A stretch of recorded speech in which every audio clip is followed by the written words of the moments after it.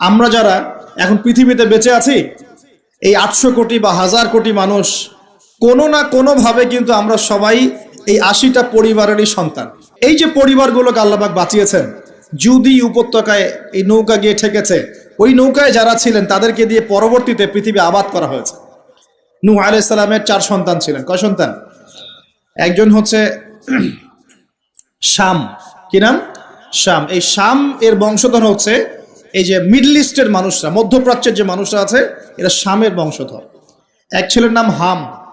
হাম ছিল কালো বর্ণের, মানে ব্ল্যাক স্কিন। এই হামের বংশধর হচ্ছে আফ্রিকান কন্টিনেন্টে যে মানুষগুলো আছে, আফ্রিকান কন্টিনেন্ট, এই যে কালো কালো মানুষগুলো, তারা কিন্তু হামের বংশধর। একজন হচ্ছে ইয়াফাস। ইয়াফাস হচ্ছে ওই ইউরোপিয়ান যারা, এরা হচ্ছে ইয়াফাসের বংশধর, সাদা চামড়া। আরেকজন সন্তান ছিল, তার নাম সম্ভবত কেনান। এই সন্তান নৌকায় ওঠে নাই। সে বলেছিল, তার বাবা তাকে ডাকছিল, নৌকায় আসো, আল্লাহর আযাব থেকে আজকে কেউ বাঁচাতে পারবে না। সে বলছে যে আমি পাহাড়ে উঠে যাব, পাহাড় আমাকে সেভ করবে। নবী পরিবারের সন্তান হওয়ার পরেও এই কেনান পানিতে ডুবে মারা গেল। আল্লাহ পাক তাকে বললেন, হে নূহ, লাইসা মিন আহলিক, সে তোমার পরিবারের কেউ না। নূহ আলাইহিস সালাম বলছেন, আল্লাহ, সে আমার সন্তান, তাকে মাফ করে দাও। আর আল্লাহ পাক বলছেন, লাইসা মিন আহলিক, সে তোমার পরিবারের কেউ না। মানে আল্লাহর হুকুম আহকাম না মেনে চললে নবী পরিবারের সন্তান হয়েও কেউ আল্লাহর গজব থেকে বাঁচতে পারবে না। আর আমরা তো কিছুই না, আমরা কিছু।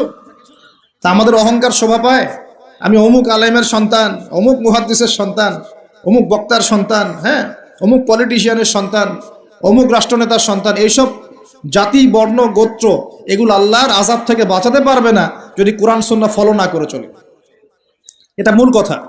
আরো সামনে যান। এবার ইব্রাহিম আলাইহিস সালামের যুগটা আপনাকে দেখাই। ওই যুগের সময়টা দেখেন, বলে আসরি। ওইখানে আল্লাহ রাব্বুল আলামিন ইব্রাহিম আলাইহিস সালাম এবং তার অল্প সংখ্যক অনুসারীকে উদ্ধার করেছেন, বাঁচিয়েছেন। নমরুদের এই বিশাল রাজত্ব আল্লাহ পাক ধসিয়ে দিয়েছেন, কি দেন নাই? আল্লাহর সুন্নত পরিবর্তন হয়েছে? হয়। আল্লাহ পাক ইব্রাহিম আলাইহিস সালামকে আগুনের পরীক্ষা থেকেও বাঁচিয়েছেন, আর নমরুদকে সামান্য মশা দিয়েই মেরে ফেলেছে। আল্লাহর সুন্নত কোনো পরিবর্তন হয়নি। নবী মূসা আলাইহিস সালামের যুগে যান, ফেরাউনের বিশাল বাহিনী, এখনকার এই রাশিয়ান বা ন্যাটো বা ইউরোপিয়ান কন্টিনেন্টে যত আছে, এই সবগুলোকে একত্রিত করলেও মনে হয় ফেরাউনের বাহিনীর মতো হবে না। এই পুরো বাহিনীটাকে মনে হয় 1 ঘন্টার মধ্যেই আল্লাহ পাক লোহিত সাগরে ডুবিয়ে মেরে দিলেন, একদিনের মধ্যেই। আল্লাহ পাকের কোনো পরোয়া নাই। আর মূসা আলাইহিস সালামকে আল্লাহ পাক উদ্ধার করলেন। আল্লাহ পাকের সুন্নত এটাই, যুগে যুগে, বলে আসরি, একই সুন্নত। আজ জাতির কথা দেখেন, বিশাল আকার দেহের মানুষ ছিল, একদম তাল গাছের সমান সমান লম্বা। তার একটা কথা বলতো, মান আশাদ্দু মিন্না কুওয়া, আমাদের চেয়ে শক্তিশালী কে আছে, তারা বলতো এই কথা। আল্লাহ পাক ওদেরকে 6 দিন 7 রাতের মধ্যেই এই বাতাসের তীব্র বেগে উপড়িয়ে দিলেন, খেজুর গাছের কাণ্ডের মতো ঘরের সামনে পড়ে থাকলো। কেউ বাঁচাতে পারলো না। বাঁচাতে পারলো? পরের জেনারেশন আসলো সামুদ জাতি, তাদের নবীর নাম কি? সালেহ আলাইহিস সালাম। সালেহ আলাইহিস সালাম দাওয়াত দিলেন, তারা দাওয়াত কবুল করলো না। আল্লাহ পাক সালেহ আলাইহিস সালাম এবং তার সাথীদেরকে বাঁচালেন সামুদ জাতিকে। বজ্রপাত, বিদ্যুৎ চমকায় না, বিদ্যুৎ, এই বিদ্যুৎ দিয়ে পুরো সামুদ জাতিকে আল্লাহ পাক ধ্বংস করলেন। কিভাবে ধ্বংস করলেন জানেন? একবার খালি একটা শব্দ হয়েছে, বিকট এক শব্দেই শেষ। একটা বিকট শব্দ, ব্যাস, এক শব্দে সবার জান চলে গেছে, জান কবজ হয়ে গেছে এক শব্দের মধ্যে। সামুদ জাতি শেষ। একটা জাতির নাম ছিল মাদিয়ান, কওমে মাদিয়ান। এই জাতির নবী ছিলেন শুআইব আলাইহিস সালাম। এই জাতির পাপ ছিল, তারা মাপে কম দিত। কি করত? আজকে যারা ব্যবসা করে মাপে কম দেন, সতর্ক হয়ে যাবেন। একটা জাতির উপর দুর্ভিক্ষ নেমে আসে তখন, যখন ওই জাতি মাপে কম দেয়। আমাদের সমাজে প্রচুর ব্যবসায়ী আছেন যারা মাপে কম দেন, ভেজাল খাওয়ান, একদিনের খাবার আরেকদিন খাওয়ান, মিথ্যা কসম করে পণ্য বিক্রি করেন, এবং মানুষকে বিষ খাওয়াতেও দ্বিধাবোধ করেন না, সামান্য কয়টা টাকার জন্য। সামান্য কয়টা টাকার জন্য। কয়দিন আগে দেখলেন না, এই যে বিরিয়ানি একটা রেড করলেন, দেখেন নাই? ওই যে 2 গ্লাস খাওয়াচ্ছে, খান, আপনারা খান, ওরা খাবে না, ওরা খাচ্ছে না। এরকম ব্যবসায়ীর সংখ্যা কি কম না বেশি? সবখানেই প্রতারণা। আমি এদিকে আসছি পরে ইনশাআল্লাহ। মানে শেষ জামানার সবচেয়ে বড় সমস্যাগুলোর মধ্যে একটা হচ্ছে বিশ্বাসহীনতা, প্রতারণা। এই জামানায় আমানত উঠে যাবে। কি উঠে যাবে? আমানত উঠে যাবে। আমানতদার ব্যক্তি খুঁজে পাওয়া যাবে না। নবীজি বলছেন ফোসকার মতো মনে হবে, ফোসকার মতো। গায়ে ফোসকা পড়লে যেমন 2 একটা দাগ থেকে যায়, এরকম আমানতদার ব্যক্তি রেয়ার খুঁজে পাওয়া যাবে। মানুষ বলবে অমুক গ্রামে একটা আমানতদার ব্যক্তি আছে, এত রেয়ার হয়ে যাবে। সবখানে প্রতারণা। ঢাকার মতো শহরে যারা আমরা থাকি, মানুষের চোখে মুখে গেলে অবিশ্বাস, খালি অবিশ্বাস, কেউ কাউকে বিশ্বাস করতে পারে না। কেউ যদি একটা ভিক্ষুক যদি এসে গ্লাসের মধ্যে নক করে বলে যে আমাকে 2টা টাকা দেন, আমি ভাত খাইনি 3 দিন, বিশ্বাস করতে কষ্ট হয় যে সত্যি সত্যি নিচ্ছে না মিথ্যা মিথ্যা নিচ্ছে, এত অবিশ্বাস এখন। তারপরে ভিক্ষারও সিস্টেম, বলে যে আমাকে একটা কম্বল কিনে দেন, বড় বড় ফিগার চাচ্ছে, বড় ফিগার, আমি শাড়ি কিনবো, আমি লুঙ্গি কিনবো। সবার কাছে এই কথা বলে বলে সে টাকা উঠাচ্ছে। পরে গিয়ে দেখেন ওই টাকার একটা অংশ সে মাশাআল্লাহ নষ্ট করে ফেলছে, আর একটা অংশ দিয়ে কি করছে জানেন? শুনলে অবাক হয়ে যাবেন। একটা কোলের বাচ্চাকে নিয়ে ভিক্ষা করছে। কোলের বাচ্চাটা সে হায়ার করে আনছে একজনের কাছে, ভাড়া নিয়ে আসছে, সেটা তার বাচ্চা না, অন্য কারো বাচ্চা ভাড়া নিয়ে আসছে, এবং সেই বাচ্চাটাকে ঘুমের ওষুধ খাইয়ে দেয়। কি খাইয়ে দেয়? ঘুমের ওষুধ খাইয়ে দেয়, ফিডারের সাথে অন্য কিছুর সাথে ঘুমের ওষুধ খাইয়ে দেয়। বাচ্চা ঘুমায়, আর বাচ্চাকে ফেলে রেখে সে বলে যে বাচ্চা অসুস্থ, চিকিৎসার জন্য টাকা দেন। মানুষ টাকা দিয়ে যায়, কেউ দেয় কেউ দেয় না, দিয়ে যায়। এই যে একটা টাকা হয় সারাদিন শেষে, বাচ্চা ঘুমিয়ে আছে, বাচ্চা ঘুমের ওষুধ খাওয়া। তারপরে এই বাচ্চাটার ওসিলায় যে টাকাগুলো সে আর্ন করলো হারাম পথে, এর একটা অংশ সে এই বাচ্চার আসল পিতামাতাকে দিবে, দিয়ে বাকি অংশ সে সিন্ডিকেট করে খেয়ে ফেলবে। এটাও হয় ঢাকা শহরে। তাহলে এই যুগে আপনি কাকে বিশ্বাস করবেন? কিভাবে বিশ্বাস করবেন? এটা অবিশ্বাসের যুগ চলছে। জনগণ সরকারকে বিশ্বাস করতে পারে না, সরকার জনগণকে বিশ্বাস করতে পারে না। সমাজ নেতা জনগণকে বিশ্বাস করতে পারে না, জনগণ সমাজ নেতাকে বিশ্বাস করতে পারে না। একজন ইমাম সাহেবকে মুসল্লি বিশ্বাস করতে পারে না, মুসল্লিকে ইমাম সাহেব বিশ্বাস করতে পারে না। কোনো কোনো ক্ষেত্রে একটা ওয়াজ মাহফিল হচ্ছে, ওয়াজ মাহফিলের আয়োজক কমিটিকে বক্তা বিশ্বাস করতে পারে না, বক্তাকে ওয়াজ মাহফিলের কমিটি বিশ্বাস করতে পারে। এমনও হয়েছে, ওয়াজ করে চলে গেছি, এমনও হয়েছে যে ওই যে খামের ভিতরে সব পাত্তি, কিছুই নাই। তো এরকমও যে হইতে পারে সেটা তো কল্পনা ছিল না। আসেন হুজুর দেখা যাবে, আসার পরে আর দেখার নাম নাই। কোনো মাহফিল হয়েছে এমন, মাহফিল সে নেমে গাড়িতে ওঠার পর মাহফিল কমিটির ফোন নাই, বন্ধ, কিভাবে বাসায় যাব কোনো ফিকির নাই। তো প্রত্যেকটা ক্ষেত্রে প্রতারণা, প্রতিটা সেক্টরে, উপর থেকে নিচ সব জায়গায় প্রতারণা। এই যুগে আপনি আবার একটা মেয়েকে ভালোবাসতে যাচ্ছেন, ভাবছেন যে সে আপনার বিশ্বাস রক্ষা করবে, এখানেও প্রতারণা। দাঁড়ান আমি কন্টেন্ট হারিয়ে ফেলবো আর কি। ছেলেকে বাবা বিশ্বাস করতে পারছে না, বাবাকে ছেলে বিশ্বাস করতে পারছে না। দেখেন, সন্তানের জন্য সম্পত্তির জন্য ছেলে বাবাকে হত্যাও করেছে এই যুগে ঘটনা। সম্পত্তির জন্য ছেলে মাকে হত্যা করেছে। আমি উত্তরবঙ্গের একটা ঘটনা জানি, মাকে জবাই করে দিয়েছে সন্তান সম্পত্তির জন্য।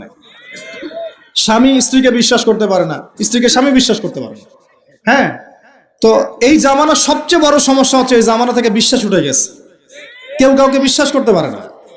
খেয়াল করে দেখবেন, ইভেন বাজারে যাচ্ছেন, বাজারে গেলে কেনাকাটা করছেন, একটা অবিশ্বাস সবার চোখে মুখে, না জানি ও আমাকে ঠকায় দেয় কিনা। কেউ যদি ভালো মতো এসে 1 কাপ চাও অফার করে, ভাই আসেন চা খাই 1 কাপ, বিশ্বাস করতে কষ্ট হবে, না জানি চায়ের সাথে হবে কি খাওয়ায় দেয়।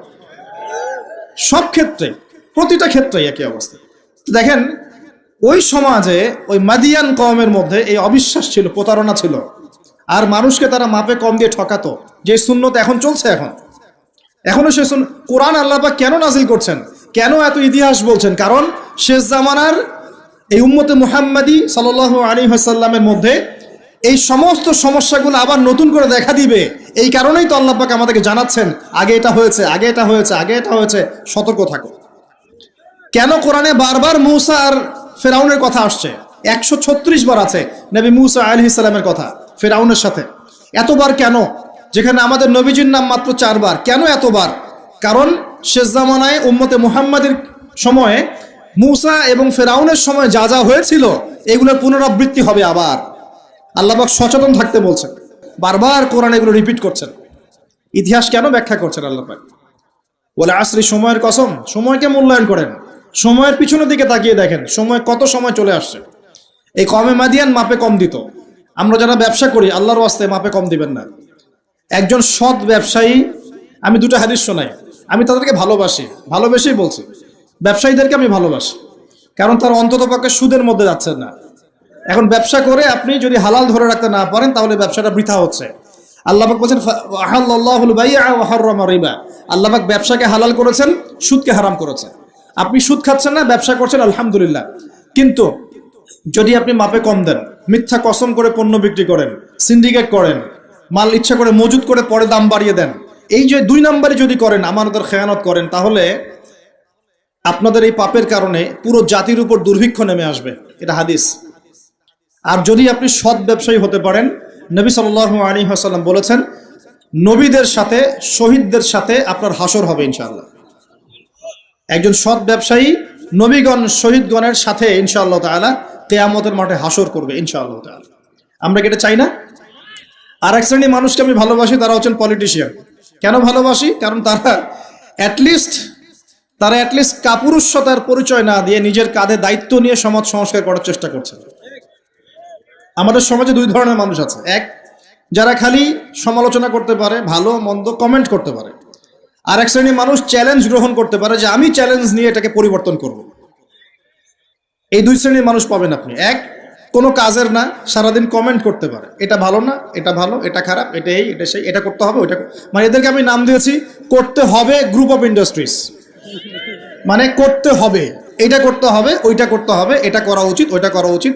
খুবই বুদ্ধিদীপ্ত মানুষেরা, কিন্তু কাপুরুষ। কারণ নিজেরা চ্যালেঞ্জ গ্রহণ করে এটা বিপদ ফেস করে সামনে যেতে পারে। আলেমদের ভুল ধরছেন, আপনি নিজে আলেম হচ্ছেন না কেন? আলেমদের অনেকের ভুল ধরছে, তা আপনি পড়াশোনা করে আলেম কেন হচ্ছেন না? সমাজ পরিচালনাকারীদের ভুল ধরছেন, সমালোচনা করছেন, তা আপনি সমাজ চালাচ্ছেন না কেন? রিস্ক নিচ্ছেন না কেন? দাঁড়ান, আসেন এখানে।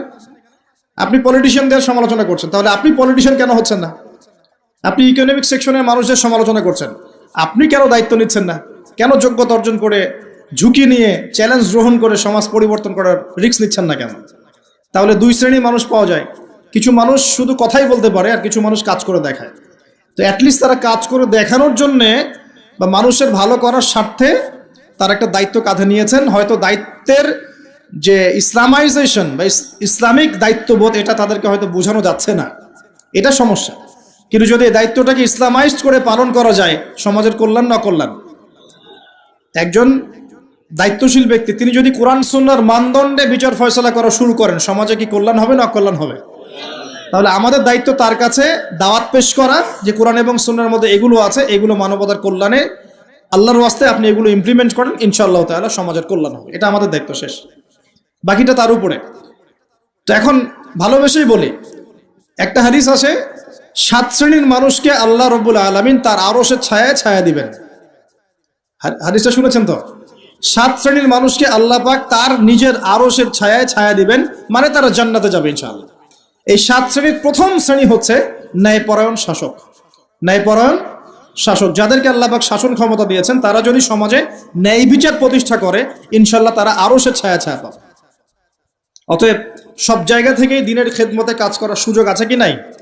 আল্লাহ পাক আমাদের সবাইকে দিনের জন্য কাজ করার তৌফিক দান করুন। যে যেখানে আছি সেখান থেকে কাজ করার তৌফিক দান করুন। প্রিয় ভাইরা, এভাবে ইতিহাস বলতে থাকলে রাত 1টা বাজবে। শর্ট করছি, ঈসা আলাইহিস সালামের যুগে আসেন, ওখানে একই সুন্নত দেখবেন। অল্প মানুষ ইসলাম কবুল করেছে, আল্লাহ পাক তাদেরকে বাঁচিয়েছেন। বেশিরভাগ করে নাই, তাদেরকে আল্লাহ পাক ধ্বংস করে দিয়েছেন। নবী মুহাম্মদ সাল্লাল্লাহু আলাইহি ওয়াসাল্লামের যুগে আসেন, আবু জাহেল, আবু লাহাব, উতবা, সাইবা, এদেরকে আল্লাহ পাক কিন্তু ধ্বংস করে দিয়েছেন। আর নবী সাল্লাল্লাহু আলাইহি ওয়াসাল্লাম তার সাহাবীদেরকে আল্লাহ পাক সম্মানিত করেছেন। ওয়াল আসরি, সময়ের কসম, আল্লাহ পাক দেখাচ্ছেন আমাদেরকে প্রত্যেক যুগে যুগেই। খেয়াল করেন, প্রত্যেক যুগে যুগে, ইতিহাসের শুরু থেকে শেষ পর্যন্ত যারাই আল্লাহ পাকের বিধানগুলো মেনে চলবে, তার নবীর আদর্শ মেনে চলবে এবং আল্লাহর বিরুদ্ধাচরণ করবে না, ইনশাআল্লাহ আল্লাহ পাক দুনিয়াতেও সফল করবেন, পরকালেও জান্নাত দিবেন ইনশাআল্লাহ তাআলা। আর প্রত্যেক যুগে যুগে যারাই আল্লাহ এবং তার রাসূলের বিরুদ্ধাচরণ করবে, নবী রাসূলের আনুগত্য করবে না, আল্লাহর বিধান মানবে না, দুনিয়াতেও ধ্বংস করবেন, পরকালে আযাব দিবেন ইনশাআল্লাহ।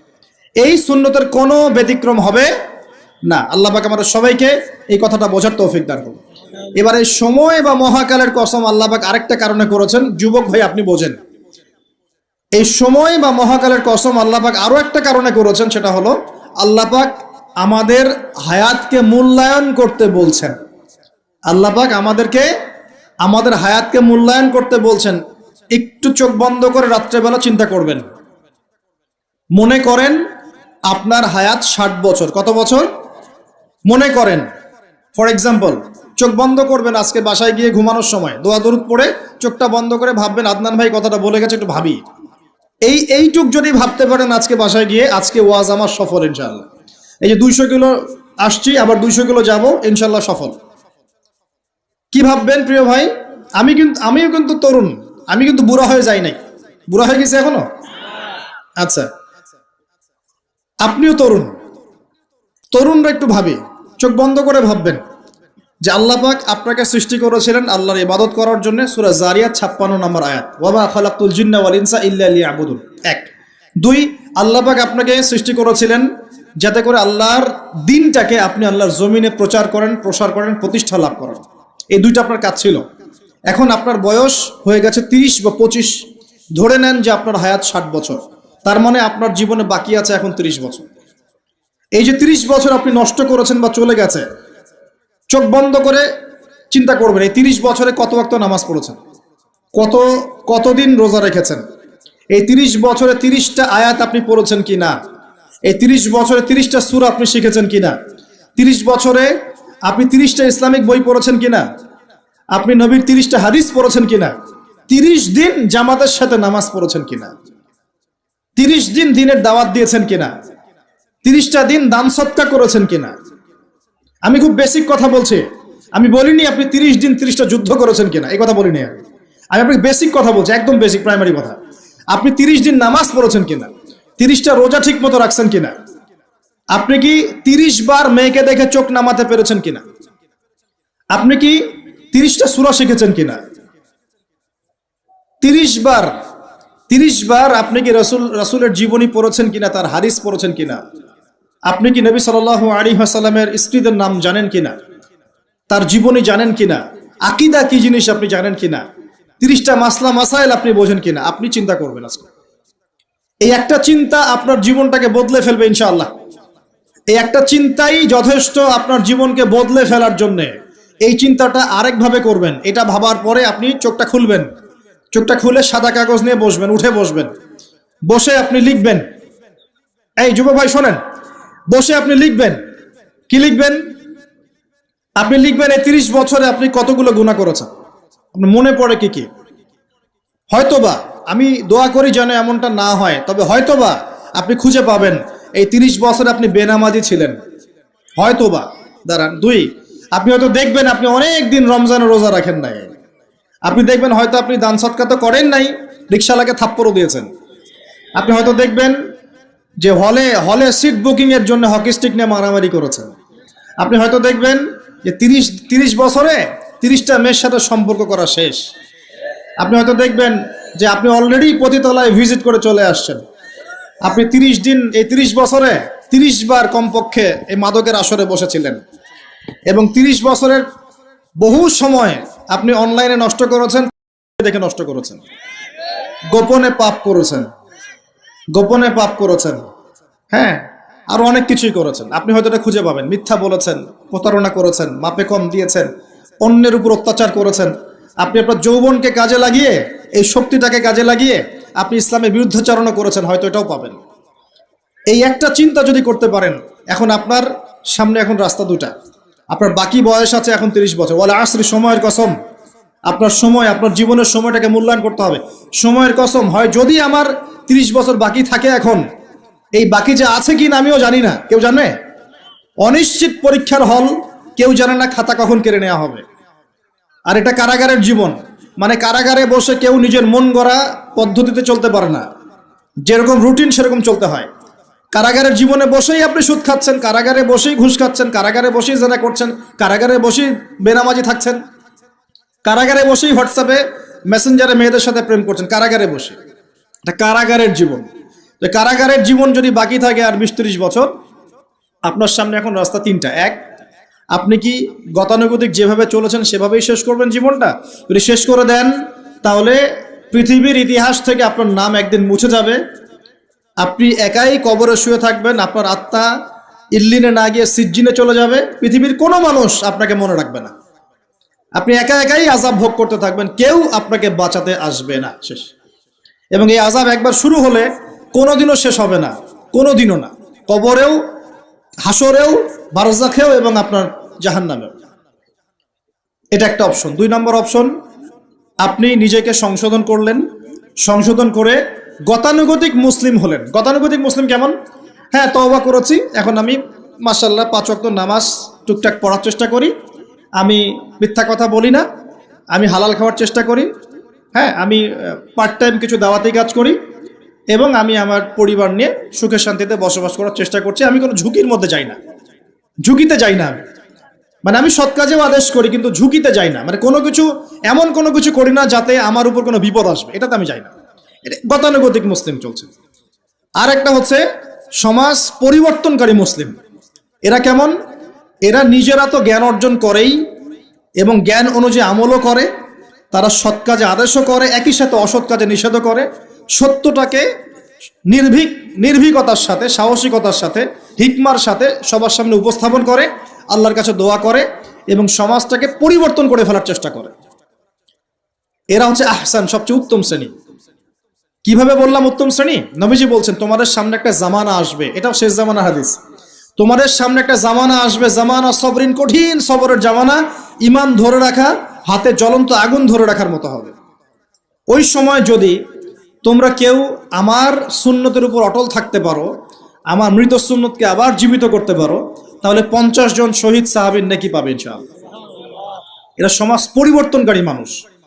আর ইতিহাসে যারা সমাজ পরিবর্তনকারী মানুষ, তাদের জীবনে পরতে পরতে বিপদ আপদ বলা মুসিবত আসবেই। আমার ছোট্ট গবেষণায় 4টা ক্ষেত্র থেকে আসতে পারে যখন আপনি হকের উপর থাকবেন। 1 নাম্বার, প্রথম বাধা চলে আসবে পরিবার থেকে। কোত্থেকে? পরিবার। আপনি গতানুগতিক মুসলিম হলে আপনি সব জায়গায় পার পেয়ে যাবেন, কিন্তু যদি একটু কঠোরতা প্রয়োগ করেন যে আমি একদম কোরআন সুন্নাহর 100% ফলো করতে চাই, আমি এমন না যে নামাজও পড়ি শুধু খাবো, এমন হব না, আমি নামাজও পড়বো শুধু খাবো না, আমি রোজাও রাখবো, আমি যাকাতও দিব, আমি হজ উমরাও করবো, আল্লাহর বিধানের প্রতি শ্রদ্ধাশীলও থাকবো, চেষ্টা করবো ইসলামটা প্রসার করার প্রতিষ্ঠার চেষ্টা করব। তখন আপনার প্রথম বাধা আসবে পরিবার থেকে। দাড়ি রাখছো কেন? দাড়ি রাখলে তোমাকে এরকম লাগে, হ্যাঁ, তুমি ট্রাক্টরের উপরে কাপড় কেন পরলে তোমাকে অমন লাগে, আগে তো গিটার বাজাইতা, আগে তো গান গাইতা, আগে মেয়ে নিয়ে থাকতা, ভালো ছিল, এখন কেন সারাদিন বই নিয়ে পড়ে থাকো, ইসলামিক বই নিয়ে পড়ে থাকো, নামাজ নিয়ে পড়ে থাকো? হ্যাঁ, কি পরিবর্তন হলো! বাবা মার টেনশন, এখন পিতামাতার টেনশন। কেউ কেউ এরকম অ্যাডভার্টাইজ বানিয়ে টিভিতে দেখাচ্ছে, এগুলা দেখেন নাই? আগে ছেলে ভালো ছিল, হঠাৎ করে কি পরিবর্তন হয়ে গেল। হ্যাঁ, সুবহানাল্লাহ। আল্লাহর পথে ফিরে আসা মানুষের ক্রাইটেরিয়া এগুলো মেনশন করে করে বলছে, এগুলো দেখা গেলে যোগাযোগ করবেন স্থানীয় কর্তৃপক্ষের সাথে, ওই ছেলের মধ্যে সমস্যা আছে। আস্তাগফিরুল্লাহ, আস্তাগফিরুল্লাহ। একজন ব্যক্তি গিটার বাজাতো, গান গাইতো, মাদকের সাথে ছিল, মেয়ে নিয়ে ফুর্তি করতো, সেখান থেকে এসেছে নামাজ পড়ছে, এই জন্য কি সে জঙ্গি হয়ে যাবে? এখন সে মাশাআল্লাহ কোরআন তেলাওয়াত করছে, কোরআন বোঝার চেষ্টা করছে, আলেম ওলামার কাছে গিয়ে পরামর্শ করছে, হাদিস পড়ছে, এই জন্য কি সে জঙ্গি হয়ে গেছে? পশ্চিমারা যা গিলায় আমরা তাই গিলি, পশ্চিমারা যা গিলায় আমরা তাই গিলবো কেন? ওদের কাছে কিসের জ্ঞান আছে? পশ্চিমাদের কাছে কোরআনের জ্ঞান আছে, হাদিসের জ্ঞান আছে। আশ্চর্য একটা ব্যাপার। কোরআন এবং সুন্নাহর চর্চা যদি মুসলিমরা করে, তাহলে কি তারা সন্ত্রাসী হয়ে যাবে? ওরা তো চাইবেই যেন আমরা এই কাজগুলো না করি, ওরা তো চাইবেই যাতে আমরা কোরআন সুন্নাহর চর্চা না করি। ওরা যা বলে সেই ভাষায় আমরা কথা বলা শুরু করেছি। ওরা বলছে, একটু পরে আমি বুঝাচ্ছি আপনাদেরকে, ওরা বলেছে যে জ্ঞান সেটাই, ভালো করে বোঝেন, জ্ঞান সেটাই যেটা পরীক্ষা নিরীক্ষা, যুক্তি বিজ্ঞান, দর্শন দিয়ে লাভ করা যায়। আর আমরা বলছি আল্লাহর ওহী হচ্ছে চূড়ান্ত জ্ঞান। আল্লাহর ওহী কি? চূড়ান্ত জ্ঞান। এই যে জ্ঞানতাত্ত্বিক পার্থক্য, ওরা যা দেখে না তাতে বিশ্বাস করে না, এই কারণে তারা জিনে বিশ্বাস করে না, আত্মায় বিশ্বাস করে না, আল্লাহ বিশ্বাস করে না, ফেরেশতায় বিশ্বাস করে না, পরে আগের আসমানি কিতাবে বিশ্বাস করে না, নবী রাসূলে বিশ্বাস করে না, কবরের আযাব, জান্নাত জাহান্নাম, মিজান, ফজিলত কোনো কিছু বিশ্বাস করে না। কেন করে না? ওদের এপিস্টেমোলজি হচ্ছে, জ্ঞানতাত্ত্বিক দর্শন হচ্ছে যা দেখি না বিশ্বাস করি না। আর ওই দর্শনটা আমরা কাট পেস্ট করে নিয়ে আমাদের ছোট ছোট বাচ্চাদেরকে এখন গিলাচ্ছে এইগুলো। এখন ওই দর্শন কেন ফলো করব আমরা? আমাদের দর্শন হচ্ছে চূড়ান্ত জ্ঞান কার পক্ষ থেকে আসে? আল্লাহর পক্ষ থেকে আসে। আল্লাহ যা সত্য বলেছেন তাই সত্য, আল্লাহ যা মিথ্যা বলেছেন তাই মিথ্যা।